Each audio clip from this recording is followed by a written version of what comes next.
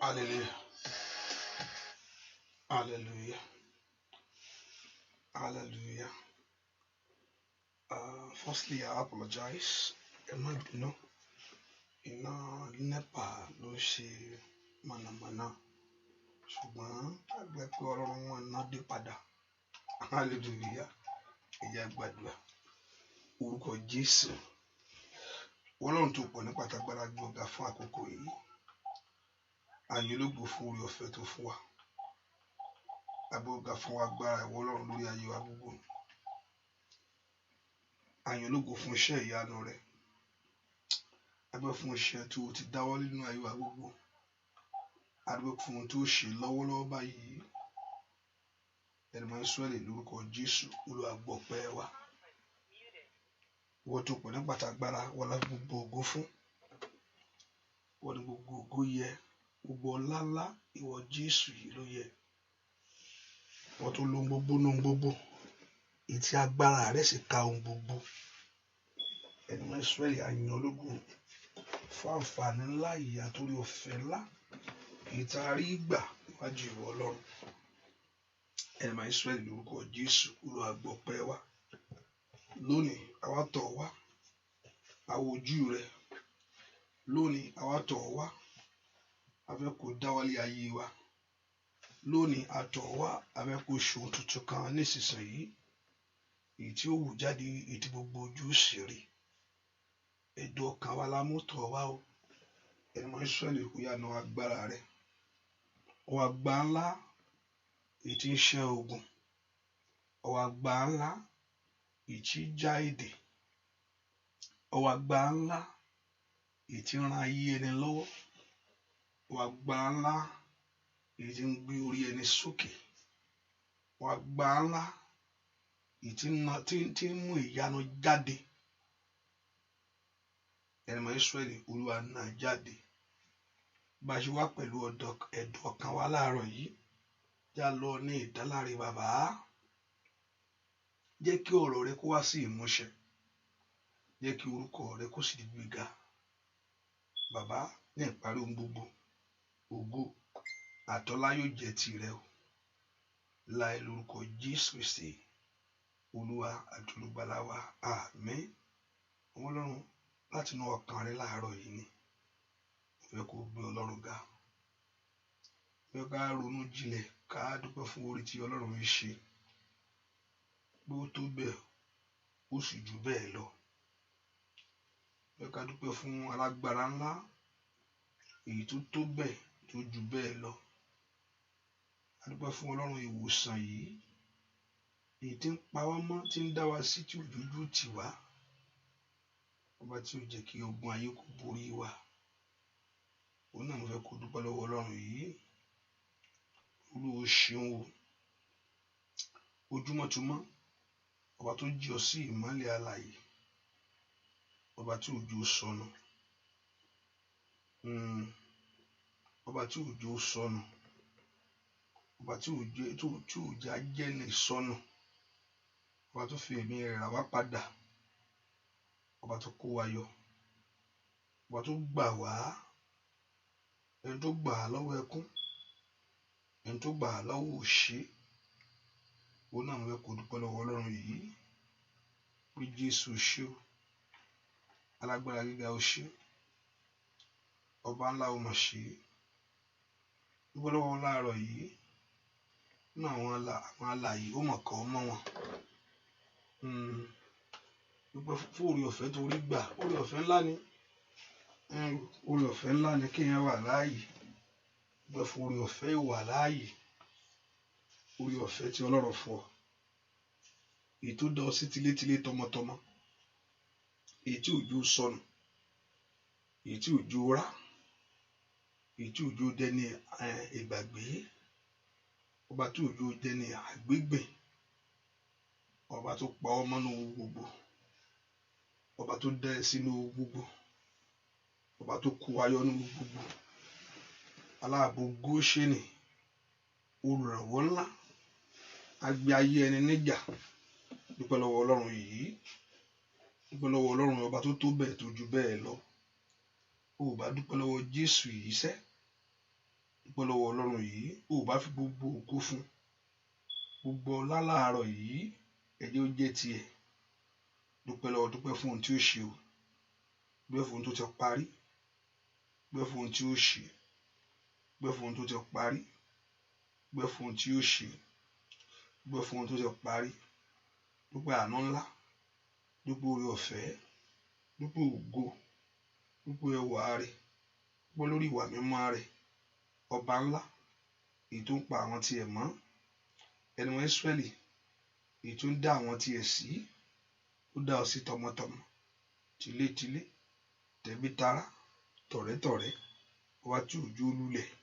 Dúpẹ́ lọ́wọ́ Ọlọ́run yìí, orí ńlá tó mọ̀ sínú ayé mi ò jù bẹ́ẹ̀ lọ bàbá. Orí ọmọ, dúpẹ́, o ṣé o, o ṣé o, o ṣé o, o ṣé o, o ṣé o, o ṣé o, o ṣé Ọlọ́run mi, o ṣé ẹlẹ́dàá mi, o ṣé alágbára gíga, Ọlọ́run gbọgbọrọ o ṣé, Jésù o ṣé o.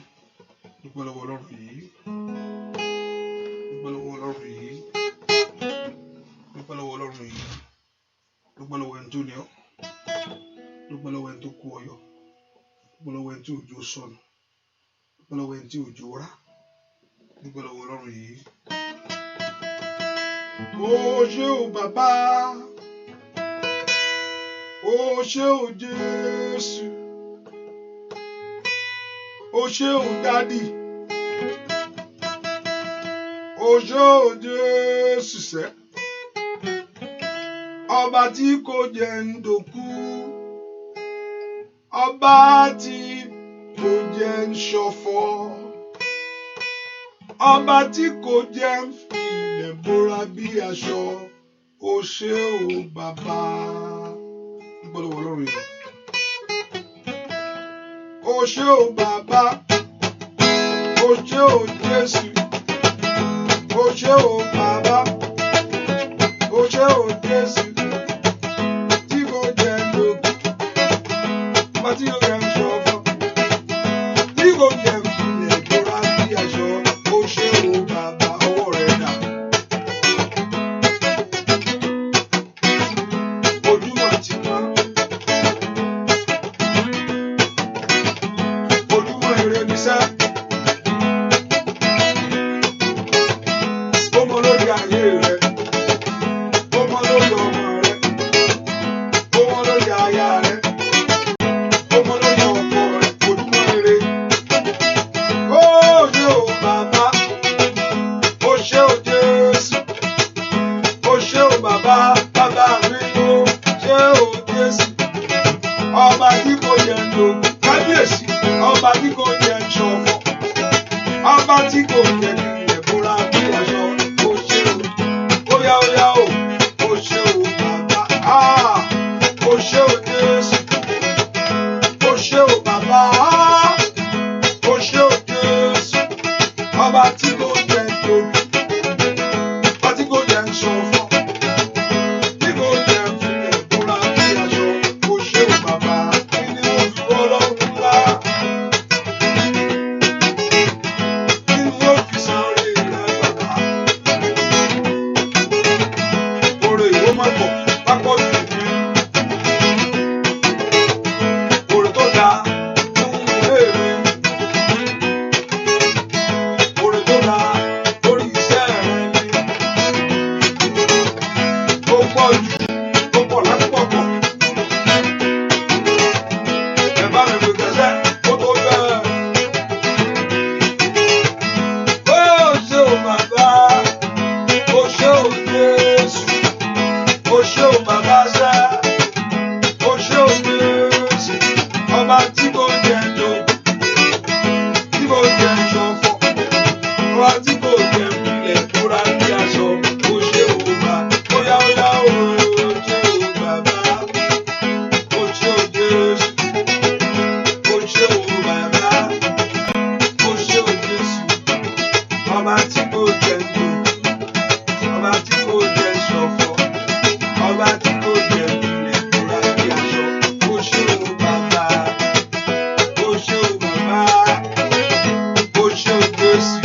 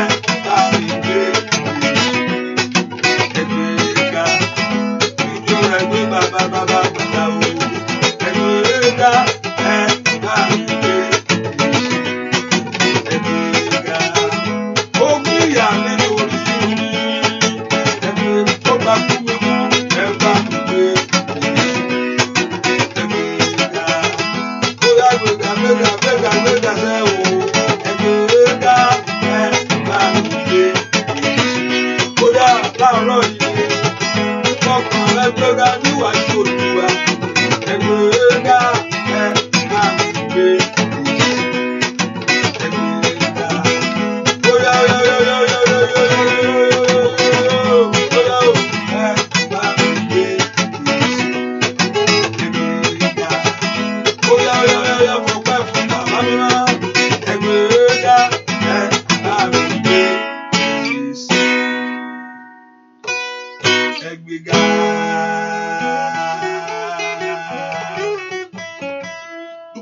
Jésù yìí ó ṣe Ọlọ́run alààyè ó ṣe fún mi ó ṣe lórí ayé mi mo ní ọpẹ́ lèèyàn fi ń lọ síwájú Olúwa wá dúpẹ́ láàárọ̀ níwájú rẹ̀ sẹ́ ọba tí òjòjú tì ọ́ ọba tí òjẹ́rù rẹ̀ sọnù láyé Jésù ṣe o Ọlọ́run mi ò mọ̀ ṣe owó tó tó bẹ́ẹ̀ ò dúpẹ́ lọ́wọ́ Ọlọ́run yìí ọpẹ́ òun pọ̀ jù wájú Ọlọ́run yóò fi jẹ́ kó oríire tó pọ̀ ìgbà ni ọpẹ́ ò kì í pọ̀ jù ó ní ẹ jẹ́ kí ọpẹ́ yín kó ju ìbéèrè yín lọ ara nǹkan tí èèyàn fi ń lọ síwájú Olúwa nìyẹn ọpẹ́ o bàbá o ṣé òrèrè lórí mi èmi ò yẹ gbàgbé rẹ o bàbá o ṣé o bàbá. Bàbá o ṣé òrèrè lórí mi èmi ò jẹ́ gbàgbé rẹ o bàbá o ṣé o bàbá o ṣé òrèrè lórí mi èmi ò jẹ́ gbàgbé rẹ bàbá o ṣé o bàbá o ṣé òrèrè láyé mi èmi ò jẹ́ gbàgbé rẹ o bàbá ṣé o bàbá.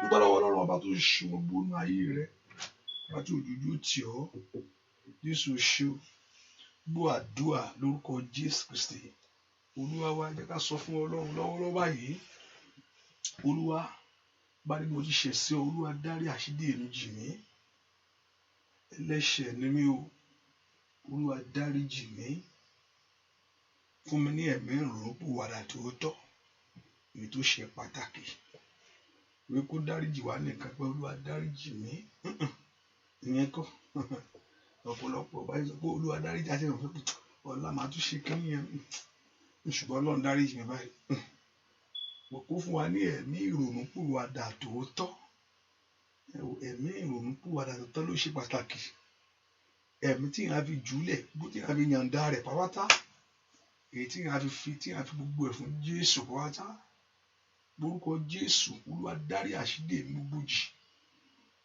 Olúwa dárí ẹ̀ṣẹ̀ mi jì mí gbogbo ẹ̀ṣẹ̀ mi pátápátá Olúwa dárí jì ẹ̀jẹ̀ Jésù wẹ ayé mi lọ́wọ́lọ́wọ́ ẹ̀jẹ̀ Jésù wẹ ayé mi lọ́wọ́lọ́wọ́ béèrè fún ẹ̀jẹ̀ ńlá tí ń wọ ayé ẹni béèrè fún ẹ̀jẹ̀ ńlá tí ń tú ayé ẹni ṣe béèrè fún ẹ̀jẹ̀ ńlá tí ń ra ayé ẹni padà ẹ̀jẹ̀ Jésù wẹ̀ mí ó yá wẹ ayé mi ẹ̀jẹ̀ Jésù wẹ̀ mí ó yá wẹ ọ̀nà mi ẹ̀jẹ̀ Jésù wẹ̀ mí ó yá wẹ orí mi gbè fún ẹ̀jẹ̀ tí ń wẹ ayé ẹni gbè fún ẹ̀jẹ̀ tí ń tú ayé ẹni ṣe gbè fún ẹ̀jẹ̀ tí ń ra ayé ẹni padà gbè fún ẹ̀jẹ̀ tí ń gbé orí ẹni sókè bẹ́ẹ̀ kó béèrè fún ẹ̀jẹ̀ ńlá ni Olúwa dẹ̀jẹ̀ ńlá láàrẹ lé mi lórí láàárọ̀ yìí ẹ̀jẹ̀ Jésù wẹ̀ mí o ó yá wẹ̀ mí tọmọtọmọ láàárọ̀ yìí ẹ̀jẹ̀ Jésù wẹ̀ mí ó yá wẹ̀ mí tilétilé ẹ̀jẹ̀ Jésù tí ń yí ayé ẹni ká èyí tí ń sa ayé ẹni dọ̀tún, èyí tí ń tú ayé ẹni ṣe, èyí tí ń ra ayé ẹni padà. Olúwa dẹ̀jẹ́ lé mi lórí. Olúwa sọ mí di ènìyàn ọ̀tọ̀. Olúwa sọ mí dọ̀tún. Olúwa sọ mí di ènìyàn ọ̀tọ̀ láàárọ̀ yìí. O bá porúkọ Jésù dáadáa. Masondo karabakando sekele bokuntagaba. Olúwa dẹ̀jẹ́ lé mi lórí. Olúwa rì mí bọ inú ibú ẹ̀jẹ̀ rẹ. Kí gbogbo àmẹ̀kámẹ kó parẹ́. Kí ẹ̀mí òróró pòórá kó wọnú ọkàn mi. Kí ọkàn mi kó gbọgbẹ́ fún nǹkan ti ọwọ́ Ọlọ́run. O makaile power sida. Kí ọkàn mi kó fẹ́ ọ bàbá. Porúkọ Jésù. Ó yá. Èèyàn ò lè ṣe lè bí kò ṣe màsíkètèdíà bí kò ṣe agbára Ọlọ́run. Bèrè fún agbára Ọlọ́run kó máa sọ̀kalẹ̀ wá báyìí. Kó bàlẹ̀ ọkàn rẹ. O màsáìdà kàtàkàtà yaba. O bèrè fún agbára ńlá láàárọ̀ yìí. Agbára tí ń gbére ayé ẹni lé ní lọ́wọ́. Agbára tí ń tú orí ẹni ṣe. Orúkọ Jésù dáadáa. Ó yá ẹ̀mí àrùn wá sọ̀kalẹ̀. Kò gbénú mi o. Àdàbà ọ̀run wá sọ̀kalẹ̀. Kò gbé mi wọ̀ o. Rọ̀ òjò ìbùkún rẹ lé mi lórí. Nínú àdúrà yìí o, jẹ́ kí n rí ọ kí n tó lọ. Ẹni tó fẹ́ rí nu tó bá wò mí ẹ̀rọ ní gbogbo rẹ̀ trick ni hallelujah. Ṣùgbọ́n tó bá rí Jésù ayé rẹ ò ní wà bákan náà mọ́. Tó ṣí ọkàn rẹ páyà bí tó wà ẹsẹ̀. Ẹ̀mí ọ̀run wá sọ̀kalẹ̀ kó gbénú mi. Àdàbà ọ̀run wá sọ̀kalẹ̀ kó gbé mi wọ̀. Ọjọ́ ìbùkún rẹ lé mi lórí. Nínú àdúrà yìí o, jẹ́ kí n rí ọ ìlò lọ. Óyá. Ẹ̀mí ọ̀run wá sọ̀kalẹ̀ kó gbénú mi. Àdàbà ọ̀run wá sọ̀kalẹ̀ kó gbé mi wọ̀. Ọjọ́ ìbùkún rẹ lé mi lórí. Nínú àdúrà yìí o, jẹ́ kí n rí ọ ìlò lọ. Óyá. Alágbára sọ̀kalẹ̀. Óyá. Ẹ̀mí mímọ́ sọ̀kalẹ̀ sí. Ìwọ ló níṣẹ́ ti kàn ọ́. Àdúrà ayé ẹni ṣe sọ̀kalẹ̀ bàbá mímọ́. Ara yí ẹni lọ́wọ́. Óyá. Jẹ́ rí ọ̀sẹ̀ nínú agbára rẹ. Jẹ́ rí ọ̀sẹ̀ nínú ògo rẹ. Ọwọ́ ìyanu bóyá kó kú jáde. Bóyá ẹ̀mí ọ̀run wá sọ̀kalẹ̀ kó gbé mi wọ̀. Àdàbà ọ̀run wá sọ̀kalẹ̀ kó gbé mi wọ̀. Ẹjọ́ ìbùkún rẹ lé mi lórí. Nínú àdúrà yìí o, jẹ́ kí n yọ ìlò lọ. Ẹ̀mí ọ̀run wá sọ̀kalẹ̀ kó kúnú mi. Àdàbà ọ̀run wá sọ̀kalẹ̀ kó gbé mi wọ̀. Ọjọ́ ìbùkún rẹ lé mi lórí. Nínú àdúrà yìí o, jẹ́ kí n yọ ìlò lọ. We want to seek God. And Jehovah God to manifest himself in your life. Kí gbogbo èdè kó já. Ẹ̀mí ọ̀run wá sọ̀kalẹ̀ kó gbé mi wọ̀. Àyàmá síta yà. Àdàbà ọ̀run wá sọ̀kalẹ̀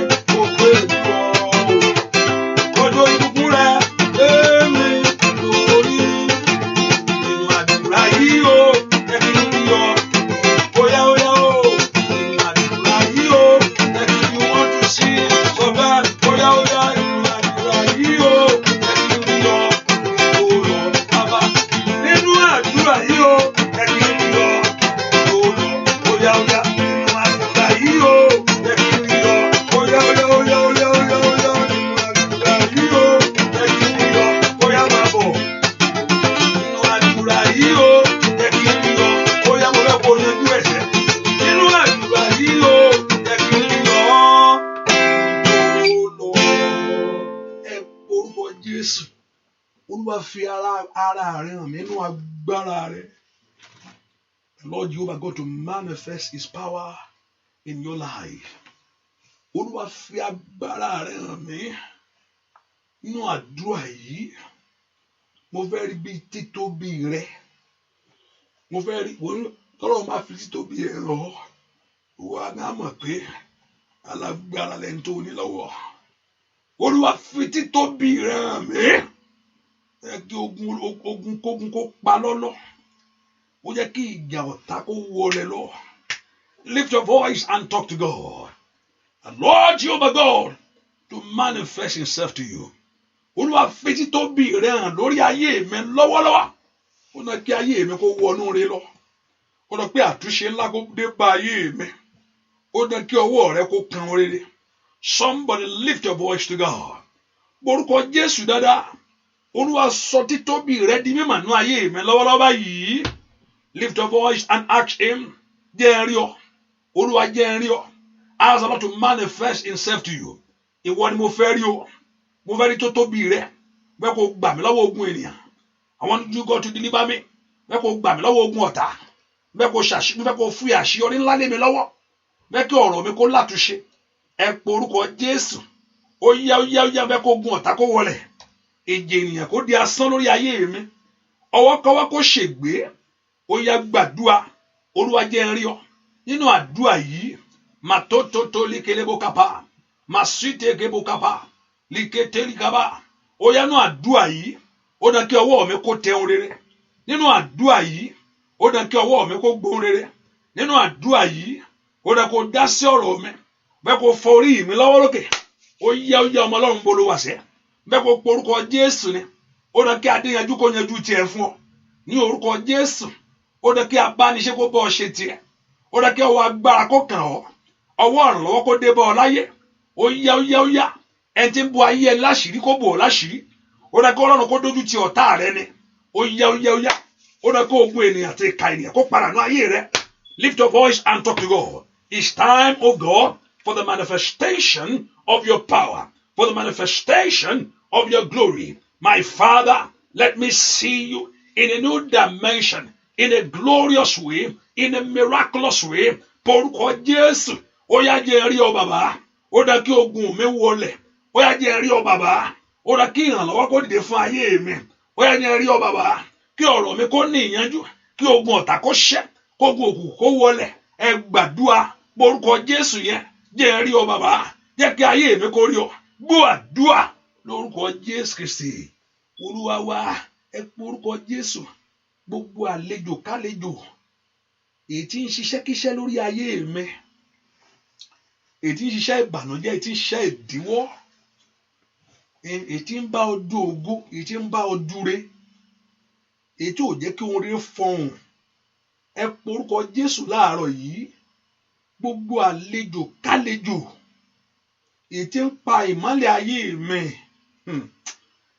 Èyí tí ń mú ìmọ́lẹ̀ dòkú tó mú ìmọ́lẹ̀ dòkùnkùn. Gbogbo àlejò kálejò. Èyí tí ò fẹ́ gbà fún ayé mi lọ́wọ́rọ́. Ẹ pe orúkọ Jésù yẹn. Ìwọ àlejò adínilọ́wọ́. Ìwọ àlejò adènà ayé ẹni. Ìwọ àlejò ajírégbé. Ìwọ àlejò abárejẹ́. Ìwọ àlejò àìsàn. Ìwọ àlejò ìdíwọ́. Ó ní àyà yóò pa wá. Wọ́n sì bẹ̀rù jáde. Wá nínú kọ̀lọ̀fín wọn. Ìwọ àlejò kálejò. Èyí tí ń ṣiṣẹ́ lórí ayé mi. Ìwọ àlejò kálejò. Èyí tí ń ṣiṣẹ́ lórí ìrìn àjò mi. Ìwọ àlejò kálejò. Èyí tí ò jẹ́ kí oore fọhùn. Ọmọlọ́run ńlá ní kó gbàdúrà. Lift your voice to God. Let every stranger live your life alone. Ìwọ àlejò yìí. Ẹ gbọ́ ọ̀rọ̀ Olúwa. Ó yẹ jáde. Ìwọ àlejò tí ń dìrì ayé mi lọ́wọ́. Ìwọ àlejò èyí tí ò jẹ́ kí n fọhùn. Ìwọ àlejò èyí tí ò jẹ́ kí n dìde. Ẹ gbàdúrà. Ó yẹ kí àlejò kó wọlẹ̀. Àlejò òkùnkùn wọlẹ̀. Àlejò ọ̀tá wọlẹ̀. Ìwọ àlejò olùdènà wọlẹ̀. Ajírégbé wọlẹ̀. Abárejẹ́ wọlẹ̀. Ẹ porúkọ Jésù. Màṣídà kàtàkàbà. Màtótótó lékelébọ̀. Mẹkẹrẹbàkàbà. Bá àlejò ayé rẹ wí. àlejò tó fẹ́ rọ sóko gbèsè ó yá lórúkọ Jésù. Ìwọ àlejò tí ò fẹ́ kó orin fọhùn ẹ gbọ́ ọ̀rọ̀ Olúwa máa tó ní kábà gbọ́ àdúrà lórúkọ Jésù Kristi. Olúwa wá ní kíákíá ìwọ tó ò tí ì pín prayer yẹn kíákíá pín. Hallelujah. That's our first duty, to call our friends into the prayer. So tètè pín prayer yẹn pápápá. Oya. Àbí mo sọ pé èèyàn mẹ́wàá. Praise God. I want to have showers of blessing. Please say amen, please. Say amen, please. What would you share prayer? Share. Send it out. Make sure you are doing it, whether on your Facebook, YouTube, whatever you are on the radio, you can share. Hallelujah. Ayé mi ń fẹ́ àtúnṣe o. Orí mi ń fẹ́ àtúnṣe o bàbá. Kí ló lè dé náà? Olúwa ṣe máa ṣe. Ayé mi ń fẹ́ àtúnṣe o. Ìjọba ayé mi ń fẹ́ àtúnṣe o. Orí mi ń fẹ́ àtúnṣe o bàbá ṣe. Kí ló lè dé lọ́nà? Olúwa ṣe máa ṣe. Ayé mi ń fẹ́ àtúnṣe o. Ìjọba it's time for God to do something great in your life.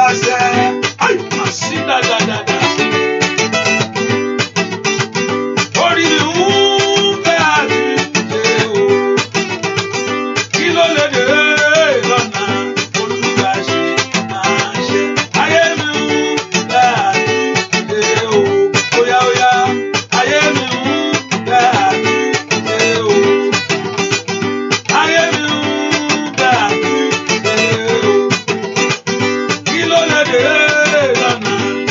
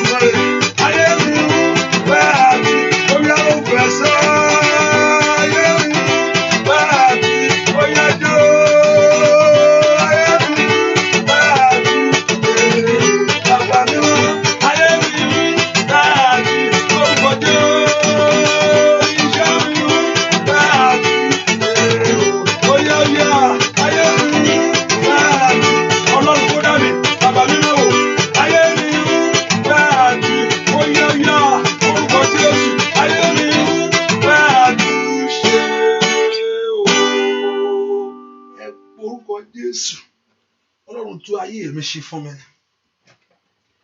Olúwa bá mi ṣe ọ̀rọ̀ mi lónìí ohunkóhun tó bá jẹ́ ohun tó ń pera rẹ̀ ní ìdíwọ́ ohun tó ń pera rẹ̀ ní ìdènà ẹni tó ní mi bá ń palẹ̀ rẹ̀ mọ́ lónìí ohun tí mo fẹ́ pé kí ayé mi kó gbàtúnṣe ni mo fẹ́ kí ayé mi mo fẹ́ jáde níbi tí mo wà yìí mo fẹ́ bọ́nu ipò tí ọ̀tá fi mí sí èmi náà fẹ́ bọ́nu ipò tí ayé jù mí sí porúkọ Jésù dáadáa mi tó wà sẹ́ ayé mi ń fẹ́ ni motoria pure cider kendeli ando to pure shike telebokambaya oya gbàdúrà ayé mi ń fẹ́ àtúnṣe ni porúkọ Jésù máa bọ̀ wá ẹ̀mọ́ máa bọ̀ wá ẹ̀mọ́ máa bọ̀ wá ẹ̀mọ́ máa bọ̀ wá ẹ̀mọ́ máa bọ̀ wá ẹ̀mọ́ máa bọ̀ wá ẹ̀mọ́ máa bọ̀ wá ẹ̀mọ́ máa bọ̀ wá porúkọ Jésù ayé mi ń fẹ́ àtúnṣe orí mi ń fẹ́ àtúnṣe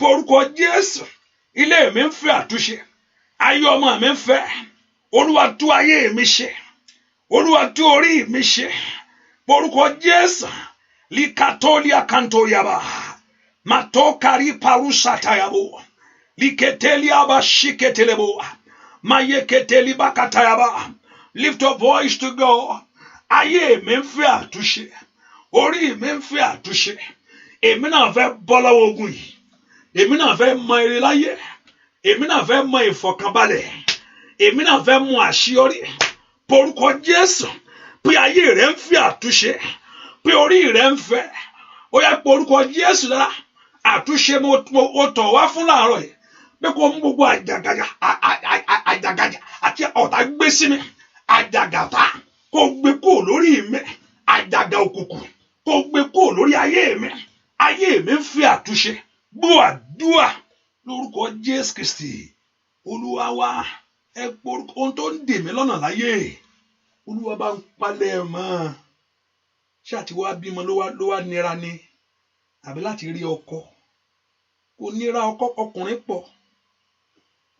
pọ̀ báyìí pé kò sọkùnrin ọkùnrin wà àwọn àbí tán wà àwọn kan ṣe rí tiwọn mú bẹ́ẹ̀ ni pé ṣé ìwé ìgbélu ni àwọn kan ṣe ń gbà ohun tó ń dí mi lọ́wọ́ ni kó bá mú kúrò ohun tó dí ayé mi lọ́wọ́ ni kó bá mú kúrò ohun tó ń dí mi lọ́wọ́ ni kó bá mú kúrò ohun tó ń dí mi lọ́wọ́ èyí tí ò jẹ́ kí n rí àtúnṣe ohun tó ń dí ayé mi lọ́wọ́ èyí tí ò jẹ́ kí n débi tó yẹ kí n dé ohun tó dí mi lọ́wọ́ èyí tí ò jẹ́ kí oríire kó fọhùn fún mi orúkọ Jésù ayé mi ń fẹ́ àtúnṣe láàárọ̀ yìí èmi náà fẹ́ bọ́ lọ́wọ́ àjàgà ṣètì èmi náà fẹ́ bọ́ lọ́wọ́ àjàgà tí mú ayé mi ṣẹrú èmi náà fẹ́ bọ́ lọ́wọ́ ogun ènìyàn tí di ayé mi máwá Ọlọ́run fẹ́ kí ayé mi kó gba àtúnṣe fẹ́ kí orí mi kó gbà á yasende keyaba shade abokapa materia dente ko parosata porúkọ Jésù dára ó dá kí ayé rẹ kó gba àtúnṣe ó dá kí iṣẹ́ rẹ kó gbà á ó dá kí ọwọ́ rẹ kó tẹ oore láyé ó dá kó bọ́ lọ́wọ́ ogun yìí ó dá kó ogun ìka ènìyàn kó fi ọ́ sílẹ̀ ẹ porúkọ Jésù ayé mi ń fẹsẹ̀ àtúnṣe ni ilé mi ń fẹsẹ̀ àtúnṣe ni ayé ọmọ mi ń fẹsẹ̀ àtúnṣe ni orí mi ń fẹsẹ̀ àtúnṣe ni ẹ porúkọ Jésù gbọ́ àdúrà lórúkọ Jésù Kristi Olúwa wa. My pastor, how are you? Good morning, sir. Pastor Chineberry, God bless you. Hallelujah. Praise the Lord. Hallelujah. God bless you, sir. Ọ̀dọ̀ Ọlọ́run máa ń tú orí ayé ẹni dì ní. That means you are here before the Lord to replant your life. Ó máa ń tú orí ẹni dì á tú orí ṣe to put beauty upon your life. You have to declare beauty for an artist. The beauty of God. Ẹ wo Ọlọ́run dẹ kó bù ọ́. ọmọ Ọlọ́run ni ọ́, ọmọ Ọlọ́run ni ọ́, you are a child of God. Ọmọ Ọlọ́run ni ọ́, you are a child of God. The glory of your Father must reflect on you. Ògo bàbá rẹ ó yẹ kó farahàn lórí ayé rẹ ni. Ọmọ bàbá lèmi ṣe nípa ìgbàgbọ́ nínú Jésù.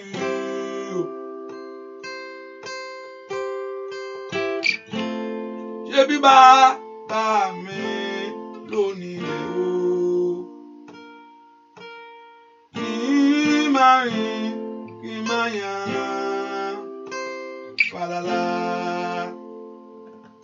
Ọmọ Ọlọ́run la ó sì máa pè wọ́n. Ọmọ kìnìún máa ń ṣaláìní, ebi máa ń pa wọ́n ni. Ṣé bí ọmọ bàbá lè ní ṣe? Mo fàyè mi fún Jésù nípa ìgbàgbọ́ nínú Jésù. Ebi bàbá mi lónìí rẹ̀ o. Kí n má rìn ìyànà bá óyá o. Ọmọ bàbá lè ní ṣe. Ó sọ mí lọ́mọ nípa ìgbàgbọ́ nínú Jésù. Ebi bàbá mi lónìí rẹ̀ o. Kí n má rìn ìyànà bàrà. Iṣẹ́ yẹn á bọ̀ sí àmì. Orí iṣẹ́ yẹn á bọ̀ sí. Àánú Olúwa kó dájú lórí ayé rẹ ni. Àánú Olúwa kó pọ̀ lórí iṣẹ́ rẹ o. Tó o bá ní fẹsẹ̀ tẹ́bẹ̀, ó là. Ó ní èsì bàbá rẹ lórí rẹ o. Ó mọ́rin, bàbá tẹ́ ọmọ bàbá lè ní ṣe. Nípa ìgbàgbọ́ nínú Jésù. Èsì bàbá mi lórí rẹ o. Ìmárìn ìmáyàn wàhálà ọwọ́ rẹ̀ dàbà mímọ́.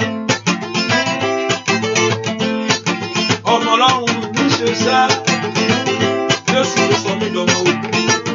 Nípa ìjẹ rẹ̀ ó rà mí padà sẹ́yìn. Ó mú ìpínyà kúrò ní ìdájọ́ Ọlọ́run aláṣẹ. Ó yá ọmọ bàbá lè ní ṣe nípa ìgbàgbọ́ nínú Jésù. Ebi bàbá mi lónìí rẹ̀ o. Ìmárìn ìmáyàn óyá o, yẹ wá agbára rẹ̀, yẹ wá agbára rẹ̀. Ọlọ́run ìyanu ayẹ óyá lórúkọ Jésù, yẹ wá agbára rẹ̀, yẹ wá agbára rẹ̀. Ọlọ́run ìyanu ayẹ wá agbára, yẹ wá agbára rẹ̀ o, yẹ wá agbára rẹ̀. Ọlọ́run ìyanu ayẹ wá agbára, óyá jẹ wá agbára rẹ̀, yẹ wá agbára rẹ̀. Ọlọ́run ìyanu ayẹ wá agbára, óyá yẹ wá agbára rẹ̀, yẹ wá agbára rẹ̀. Ọlọ́run ìyanu kò fẹ́ rí sá. Yẹ wá agbára rẹ̀, yẹ wá agbára rẹ̀. Ọlọ́run ìyanu ayẹ wá agbára, óyá yẹ wá agbára rẹ̀, yẹ wá agbára rẹ̀. Ọlọ́run ìyanu ayẹ wá, óyá lórúkọ Jésù, yẹ wá agbára. Ayé borí, yẹ wá agbára rẹ̀. Ọlọ́run ìyanu ayẹ wá agbára. Bàbá yẹ wá agbára rẹ̀ o, yẹ wá agbára lórí ọmọ, yẹ wá agbára rẹ̀. Ọlọ́run ìyanu yẹ wá agbára. Ẹ porúkọ Jésù. Olúwa sọ agbára rẹ di mímọ̀ lórí ayé mi. Mo fẹ́ kọjá. Èmi náà fẹ́ kọjá lọ síbi tí rí ayé mi wà. Ask the Lord to manifest His power in your life. Olúwa èmi náà fẹ́ kọjá síbi tí ayọ̀ mi wà. Olúwa jẹ́wọ́ agbára lórí ayé mi. Èmi náà fẹ́ kọjá, mo fẹ́ ní ohun tí ó yẹ kí n ní láyé. Mo fẹ́ wà bí tó yẹ kí n wà. Mo fẹ́ gbé ohun tó yẹ kí n gbé ṣe. Olúwa náwó agbára ńlá lórí ọ̀rọ̀ mi. Olúwa náwó agbára ńlá lórí ọ̀rọ̀ mi. Olúwa náwó agbára ńlá lórí ọ̀rọ̀ ayé mi.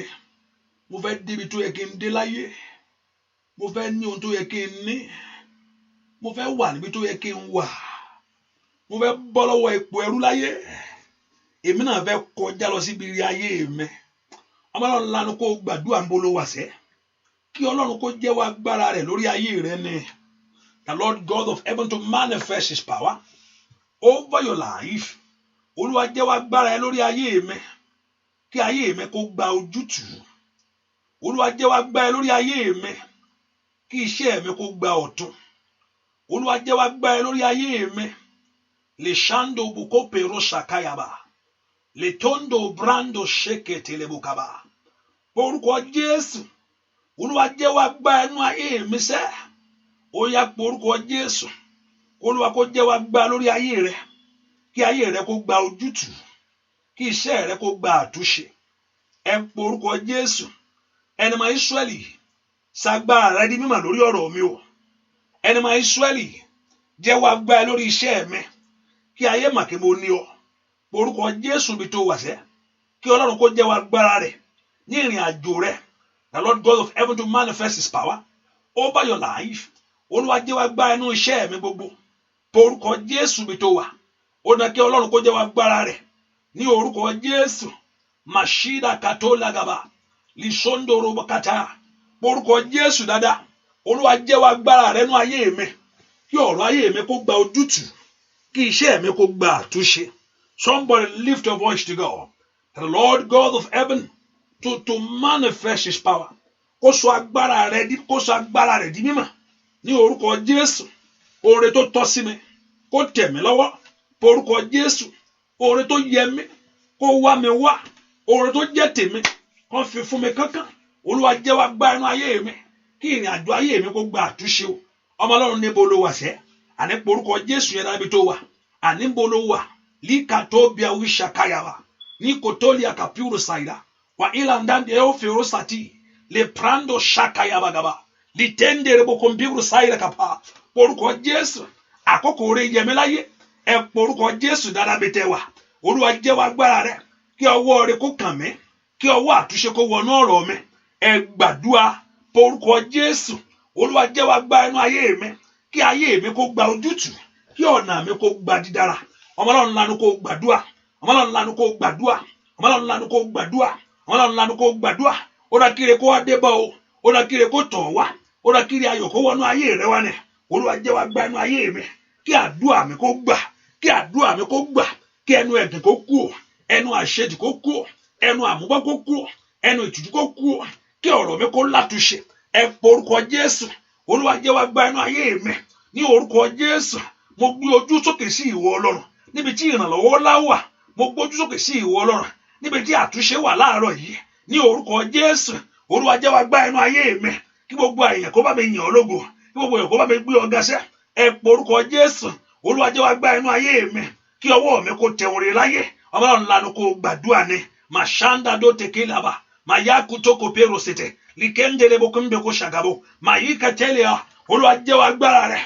Gbọ́ àdúà lórúkọ Jésù Kristi. Olúwa wọ orúkọ Jésù. Aṣọ ìbànújẹ́ mi Olúwa fáyà. Aṣọ ìbànújẹ́ tí ayé ń wọ ayé ẹni. Aṣọ ìbànújẹ́ èyí tí ayé ń wọ iṣẹ́ ẹni tí ò jẹ́ kí iṣẹ́ ẹ gbórí òkè. Aṣọ ìbànújẹ́ ayé mi Olúwa fàyà lónìí. Olúwa fàṣọ ìbànújẹ́ yà. Wọ aṣọ ìbànújẹ́. Olúwa gbọ̀njà tútù lónìí. Olúwa fàṣọ ìbànújẹ́ yà. Àdúrà tó ń gbà yẹn is adding up for you. Wọ́n ṣáà máa gbà á. It's adding up. Many of us we think your prayer every day is not adding up. It's adding up for you. Aṣọ ìbànújẹ́ ayé mi Olúwa fàyà. Aṣọ ìbànújẹ́ Olúwa fàyà aṣọ ìbànújẹ́ táyé náà wọ́n fẹ́ rán fún mi ìta gbéwọ̀ mí ní orúkọ Jésù lẹ́nu iṣẹ́ ni ohun tí ò jẹ́ kí inú rẹ dùn ohun tó ń sọ sínú àpòrònú ohun tó ń jẹ́ kó sunkún tó ń mú mi jẹ́ wá aṣọ yìí Olúwa fà aṣọ yìí ya èmi fẹ́ bọ́ lọ́wọ́ òṣì mo fẹ́ bọ́ lọ́wọ́ àṣetì mo bọ́ lọ́wọ́ ìtìjú mo bọ́ lọ́wọ́ ogun ènìyàn aṣọ ìbànújẹ́ ẹ̀yin ogun ọ̀run ẹ gbọ̀n ya lọ́rùn mi ẹ̀yin ogun ọ̀run ẹ fàyà ẹ bá ń fàyà ẹ bá ń fàyà ẹ bá ń fàyà láàárọ̀ yìí ẹ fàyà aṣọ ìbànújẹ́ ẹ fàyà lọ́rùn mi nínú ayé àwọn ọmọ mi gbogbo ò bá lanu kó gbàdúrà ìyàséèdè pàkúṣà tẹ́lẹ̀dà Olúwa fàṣọ ìbànújẹ́ ya ó yá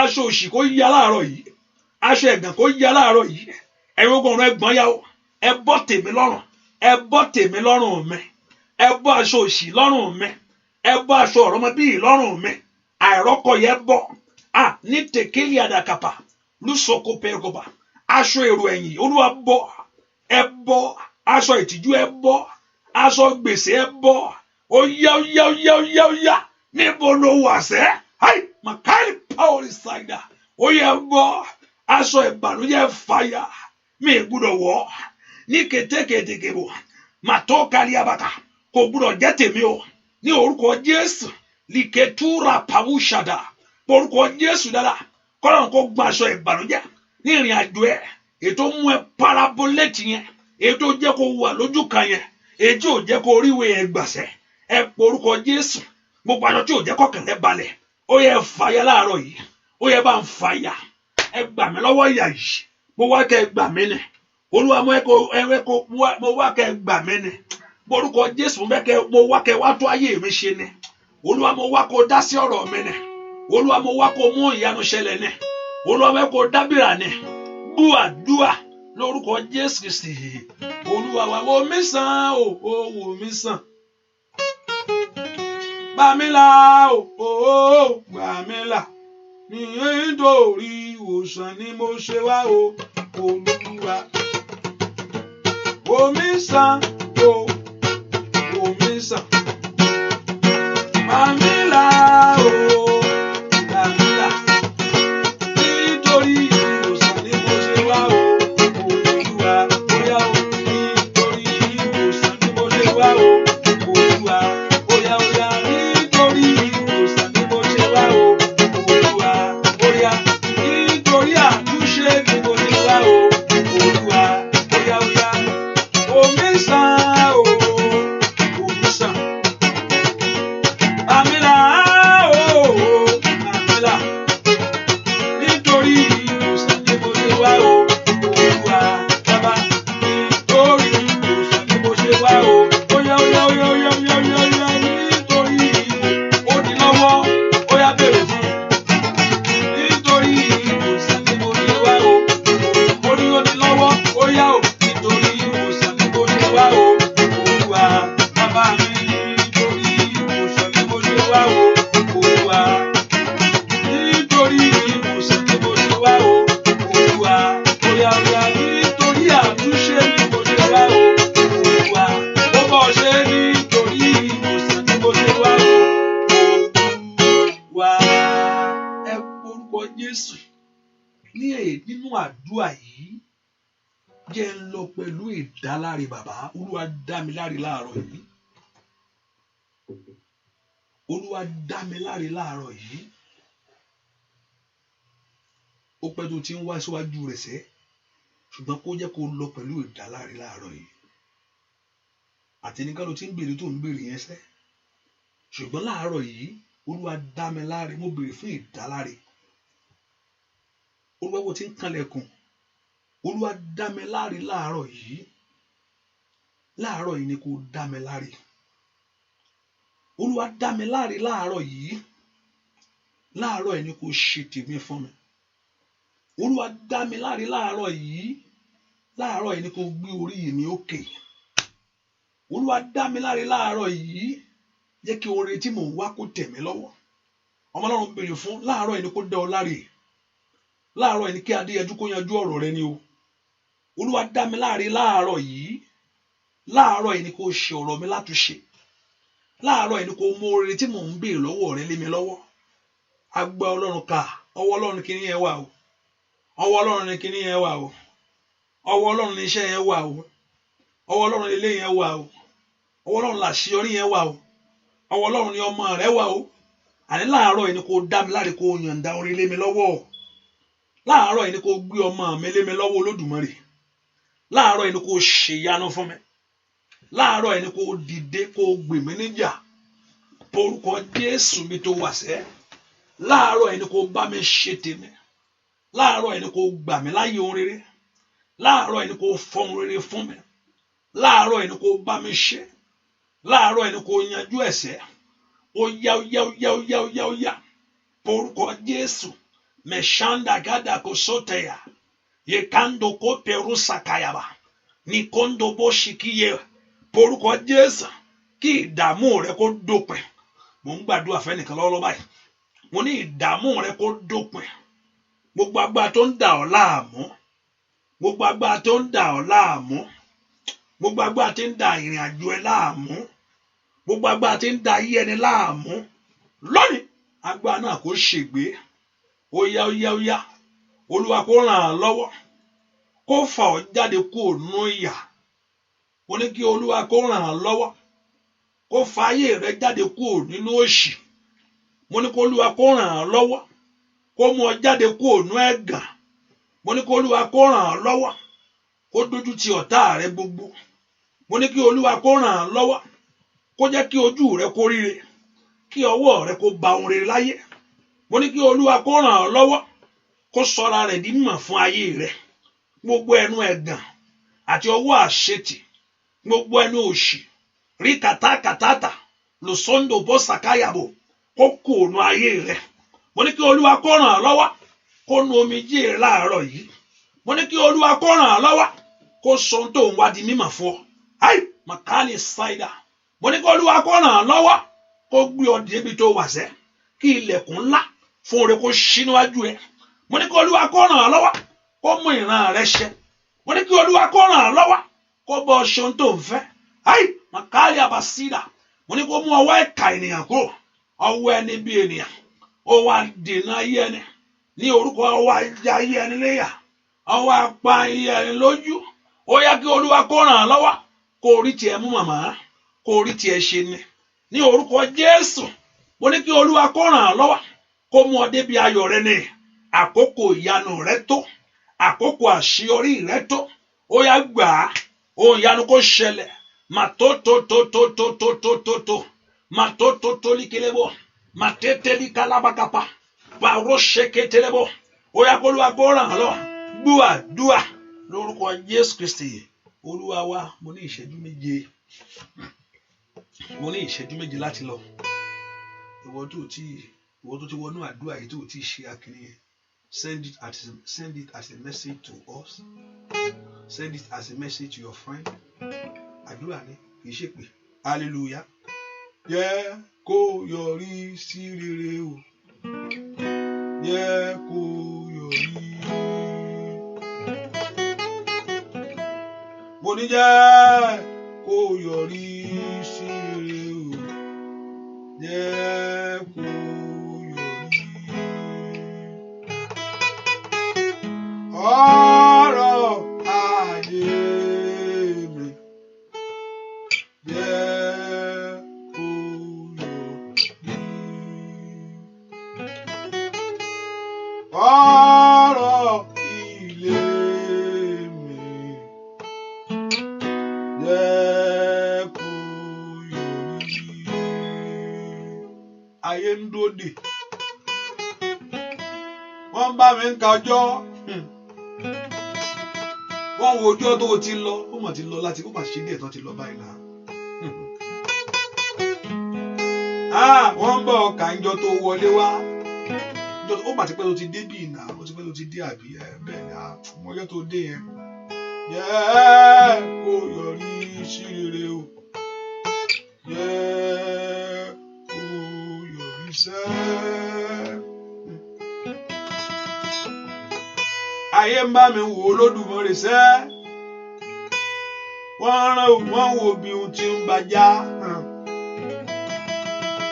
àmọ́ ń wẹ̀ we are just monitoring you àwọn wo nǹkan tó ń ṣe ni kò ṣe pé mo kàn tá àti wo nǹkan tó ń ṣe sẹ́ yẹ́ ẹ̀tẹ̀ ní wà kẹ́tẹ̀ máa ṣe sọ̀rọ̀ ayé yín báyìí náà àbí báwo wá ni mo ní jẹ́ kó yọrí sí rere o mo ní jẹ́ kó yọrí sẹ́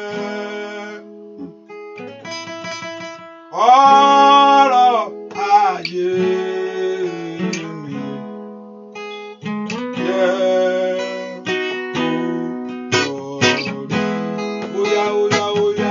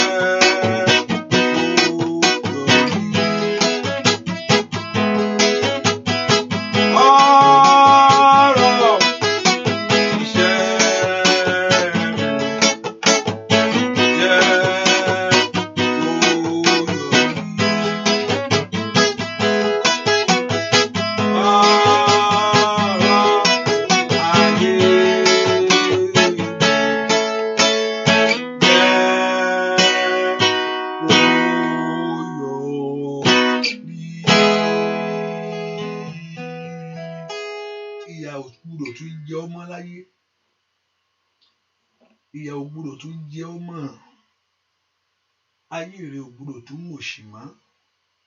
Ohun tó máa ṣe pàtàkì ni pé kó má bọ́ sáyọ̀ kẹ́yìn ni, torí ayé ń retí wọ́n ti ń wò. Ẹ pe orúkọ Jésù láàárọ̀ yìí. Ṣebí ìwọ ló ṣe dáa mi, ìwọ ló ṣe lé mi, ìwọ ló mọ̀ mí. Ọ̀rọ̀ ayé mi máa mú wá, ọ̀rọ̀ ayé ọmọ mi ni. Ọ̀rọ̀ ayé mi mo mú wá tọ̀ wá, ọ̀rọ̀ iṣẹ́ mi mo wá fẹ́ bọ́ ọ sọ. Yóò yọrí sí ire fún mi bàbá. Olúwa yóò yọrí sí ire fún ayé mi lónìí. Ọlọ́run lánàá kó gbàdúrà kó bọ́ lọ́rùn sọ. Ọ̀rọ̀ ayé mi kójú wọn bá tì mí ni, wọ́n á sọ̀rọ̀ mi fún ọ láàárọ̀ yìí. Ọlọ́run sọ fún Jésù, Olúwa yóò yọrí sí ire. Jẹ́ kí ohun rere kó kàn mí, jẹ́ kí ọ̀rọ̀ mi kó látúnṣe. O bá wí fún sẹ́, kó yẹ ọ́ lẹ́nu níbi ààyè ńlá, kó gbélé Ọlọ́run níbi tó ò ní ìrètí, kó bọ́ ọ ṣe lọ́nà ìyanu, kó fún ọ ní ẹ̀rí eléyìí jẹ́ kí ayé kó gbọ́ nípa ìtàn ayé rẹ. Olúwa ṣe ọ lóore ńlá, Olúwa jẹ́ ó yọrí sí rẹ. Ọ̀rọ̀ iṣẹ́ tí mò ń gbàdúrà fún ni o, ọ̀rọ̀ ọkọ tí mò ń gbàdúrà fún ni o, ọ̀rọ̀ ọmọ tí mò ń gbàdúrà fún ni o, ọ̀rọ̀ owó ìgbélú tí mò ń béèrè fún ni o, ọ̀rọ̀ bísínẹ́sì yẹn kó dàgbà kó láṣeyọrí ni o, mo tí mò ń béèrè fún ni o, ọ̀rọ̀ ìwò ìsànú àgọ́ ara mi tí mò ń béèrè fún ni o. Orúkọ Jésù jó yọrí sí ire fún mi. Ẹ̀yin ogun ọ̀rọ̀ ẹ mọ́lé mi lọ́wọ́. Ẹ jẹ́ kí n rí àánú gbà, ẹ jẹ́ kí n rí ire gbàṣẹ. Ẹ̀yin ogun ọ̀rọ̀ ẹ mọ́lé mi lọ́wọ́. Ẹ jẹ́ kí n rí àánú gbà, ẹ jẹ́ kí n rí ire gbàṣẹ. Orúkọ Jésù. Ẹ̀yin ogun ọ̀rọ̀ ẹ mọ́lé mi lọ́wọ́. Ẹ jẹ́ kí n rí àánú gbà, ẹ jẹ́ kí n rí ire gbàṣẹ. Ẹ̀yin ogun ọ̀rọ̀ ẹ mọ́lé mi lọ́wọ́. Ẹ jẹ́ kí n rí àánú gbà, ẹ jẹ́ kí n rí ire gbàṣẹ. Ní orúkọ Jésù. Ẹ̀yin ogun ọ̀rọ̀ ẹ bá mọ́lé wọn lọ́wọ́. Ẹ jẹ́ kí n rí àánú gbà, ẹ jẹ́ kí n rí ire gbàṣẹ. Ẹ̀yin ogun ọ̀rọ̀ ẹ bá mọ́lé wọn lọ́wọ́. Ó dán bèèrè lọ́wọ́lọ́wọ́ yìí. Ẹ jẹ́ kí n rí àánú gbà, ẹ jẹ́ kí n rí ire gbàṣẹ. Ẹ̀yin ogun ọ̀rọ̀ ẹ bá mọ́lé wọn lọ́wọ́. Ẹ jẹ́ kí n rí àánú gbà, ẹ jẹ́ kí n rí ire gbàṣẹ. gbogbo yẹn ti ń bẹnu àdúrà yìí ẹ̀yin ogun ọ̀rọ̀ ẹ bá mú lé wọn lọ́wọ́ ẹ jẹ́ kán rí àánú gbà ẹ jẹ́ kán rí ire gbàṣẹ́ bá ṣe wá láàárọ̀ yìí ẹ jẹ́ kán rí àánú gbà o ẹ jẹ́ kán rí ire gbàṣẹ́ ní orúkọ Jésù ẹ̀yin ogun ọ̀run ẹ bá mú lé wọn lọ́wọ́ ohun tá ń béèrè ohun tá ń wá ohun tó fẹ́ kó ṣẹlẹ̀ fún rere sẹ́ ẹ̀yin ogun ọ̀run o ẹ bá jẹ́ kán rí àánú gbà ẹ jẹ́ kán rí àánú gbà ẹ bá mú oore lé wọn lọ́wọ́ oore fún àṣeyọrí oore fún ìbùkún oore fún ìgbéga ó yẹ ẹ jẹ́ kán rí àánú gbà kí ilẹ̀kùn tí ayé tì kó ṣí o ẹ jẹ́ kán rí àánú gbà kán débi ayọ̀ wọn láyé ẹ jẹ́ kán rí àánú gbà kójú mọ́ ṣe tì wọ́n ẹ jẹ́ kán rí àánú gbà áyàkà sáyà wọ́n rí ẹ̀rí jẹ́ ẹ jẹ́ kán rí àánú gbà kí oore kó ṣẹlẹ̀ nínú ayé wọn ó yẹ ẹ rí àánú gbà ó tẹ bá wà láàárọ̀ yìí kí ìyanu rẹ̀ kó bẹ̀rẹ̀ ai makaria ó tẹ ń sọ fún Ọlọ́run láàárọ̀ yìí mo pa ní àṣẹ kí ìyanu rẹ̀ kó bẹ̀rẹ̀ lọ́wọ́lọ́wọ́ báyìí ìyanu ògo kó bẹ̀rẹ̀ ìyanu àṣeyọrí kó bẹ̀rẹ̀ ìyanu ìbùkún kó bẹ̀rẹ̀ ọwọ́ agbára kó kàn ọ́ ọwọ́ àṣeyọrí kó yanjú tiẹ̀ sẹ́ bẹ́ẹ̀ ni ó sì rí láì lórúkọ Jésù Kristi Olúwa wa àmín sọ bẹ́ẹ̀ àmín sọ bẹ́ẹ̀ àmín hallelujah praise the Lord ẹ ká fi sọ́kàn pé àdúrà tẹ̀síwájú lágbára Ọlọ́run ní àárọ̀ láago mẹ́fà and Saturday also prayer and also remember the prayer start on Tuesday in London. So if you're in London area, please find yourself there. What did I put, please? It's okay. Find yourself there. Hallelujah. Find yourself there by God's grace. Come on, let's lift our voice to God. What to wá wí gbèlú ohunkóhun tó bá wáṣà ìgbà wọn tó fẹ́ kọ́ lọ́n kó fi ẹsẹ̀ múlẹ̀ lórílẹ̀‐èdè yẹn bring the oil. I will anoint the oil. I know it's weekly, for you can find time for it because this always happen happen just once in a while, not often. Hallelujah. So you take a privilege. If I'm coming down all the way down, because in the name of London, no. Hallelujah. If I'm coming all the way down there, I believe also you should have make yourself also available. That should be the case. If I'm traveling all the way down, you yourself also you can make yourself available. Make yourself available to be there. Let's pray together, and I know that the Lord you are God.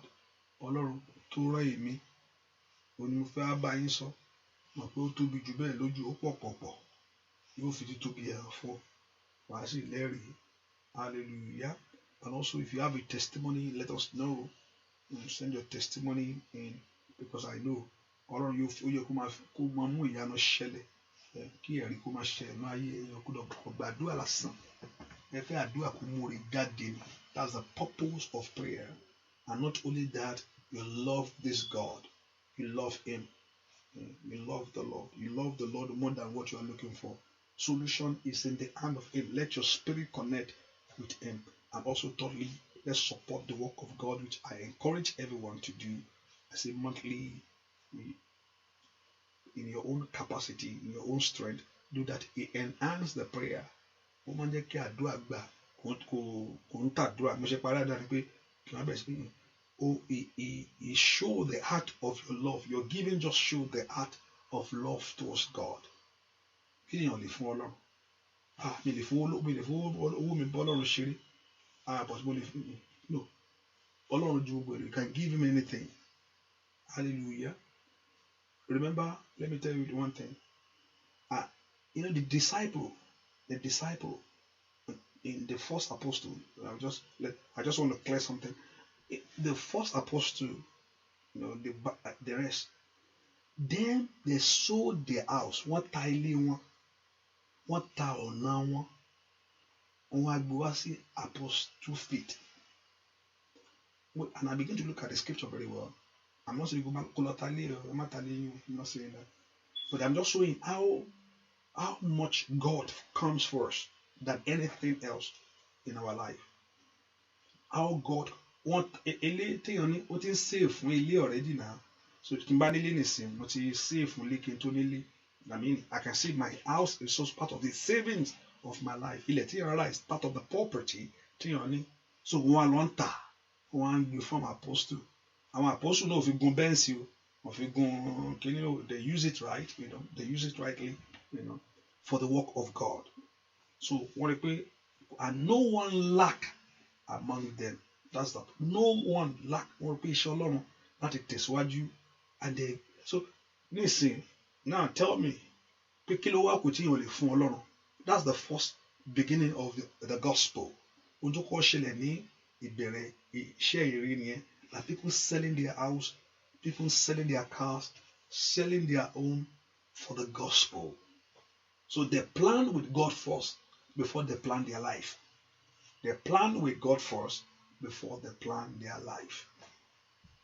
So planning with God first. I don't say you should not operate with wisdom and leave. If God ministered that to you, I'm just saying that if you are in that level with God, say no. I'm just saying let that be your mind. And one thing, kò sẹ́ni tó gbà lọ́wọ́ ẹ tí ò ní dá padà. Yàpé tí ò bá dá padà, ó jẹun gbèsè ni. Kò sí ohun tí Ọlọ́run gbà lọ́wọ́ ènìyàn tí ò ní dá padà. Tí ò bá dá padà, ó jẹyàn gbèsè ni. Yàpé Ọlọ́run kìí ṣe ń jẹyàn gbèsè. Kò sí ohun náà tó fún Ọlọ́run. Even tó ń fi pá gbà lọ́wọ́ ẹ lórúkọ ẹ. Mọ́lẹ̀ ṣáà mọ́lẹ̀. Kán rọ́ọ̀bù ẹ, but you come with open heart and give. Á san padà fún ẹ. Á dá padà ṣáà ni. Ohun tó ti san sẹ́yìn yẹn tí àmì ètí rí, á wá. But it's good to have the mind of God to get into this. Why am I good? The Lord Jehovah God will bless you. Let's go. Hallelujah. Àdúrà yín kó gbà. Ìyanu kó ṣẹlẹ̀ nínú ayé. Ọwọ́ Ọlọ́run kó kàn yín. Bẹ́ẹ̀ ṣe ń lọ kẹ́ lọ sọ́wọ́ eré kẹ́ padà wá pẹ̀lú ẹ̀rí. Mo ní bẹ́ẹ̀ ṣe ń lọ kẹ́ lọ sọ́wọ́ ìyanu. Ọwọ́ ìyanu bẹ́ẹ̀ ṣe ń lọ báyìí. Ọwọ́ ìyanu kẹ́ lọ bọ́ sí. Bẹ́ẹ̀ ṣe ń lọ báyìí. Ọwọ́ àṣeyọrí ni kẹ́ lọ bọ́ sí. Bẹ́ẹ̀ ṣe ń lọ báyìí. Ọwọ́ ìbùkún mo ní kí ayé yín lọ bọ́ sí.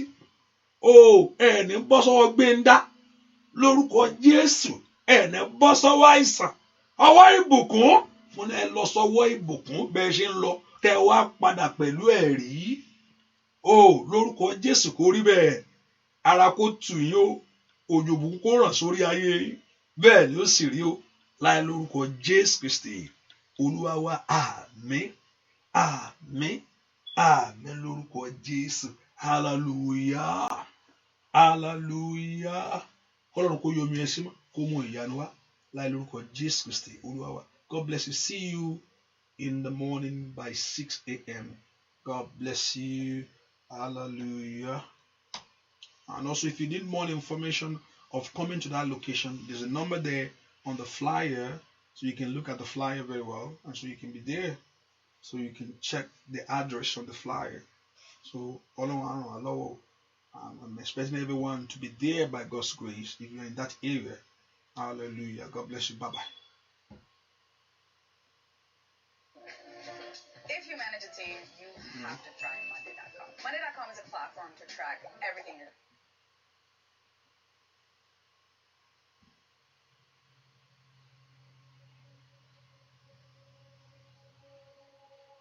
Lord, I've come to seek your face.